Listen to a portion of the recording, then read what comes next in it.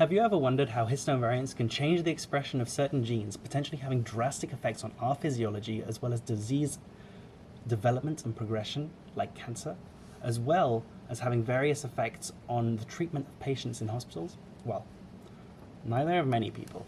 And today I'd like to explain to you why this is such an important question and give you some insight into the complex world of DNA and histones. Hi, I'm Ollie, and I work in the Institut Josep Carreras in Badalona in Catalonia, Spain. And today I would like to explain to you how DNA, which is a massive molecule, is compacted into the size of a tiny little cell nucleus, while staying accessible for complex and organized regulation to occur. To do this, proteins named histones, which are very small and very ancient, dating back to single-cell organisms, wrap DNA around themselves into structures we call nucleosomes. This gets even more complicated when you consider all the other proteins that get involved in this.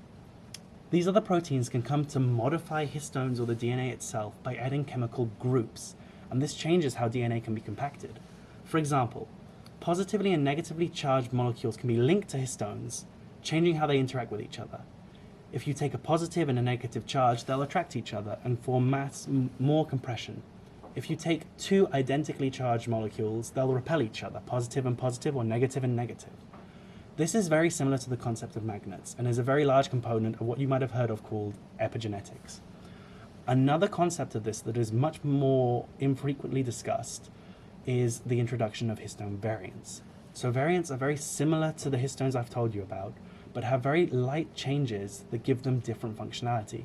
For example, I work with a histone variant called macroH2A, which has 3 parts. The first one is the histone that I've described to you, but then it also has a very positively charged linker and a macrodomain. And this macrodomain can actually bind to metabolites, and recent data shows us that this could link our diet with epigenetics, which is a whole other project entirely. My concentration is the linker, this positively charged domain. We've actually seen, and we're the first ones to ever see this, that the linker is responsible for the changes in expression of a protein called fibrogenin. And fibrogenin is expressed in the liver and then is excreted into the bloodstream, where it has important roles in blood clotting. For example, when you cut yourself and it scars over. This is really interesting and has a lot of potential for us clinically, because if we can induce or impair blood clotting through our understanding of the linker of macroH2A, we could majorly help the fields of medicine. MacroH2A is also known to regulate other genes, and this could be of interest to us in the forms of cancer and leukemia development. So I'm going to end this here. Thank you very much for your time, and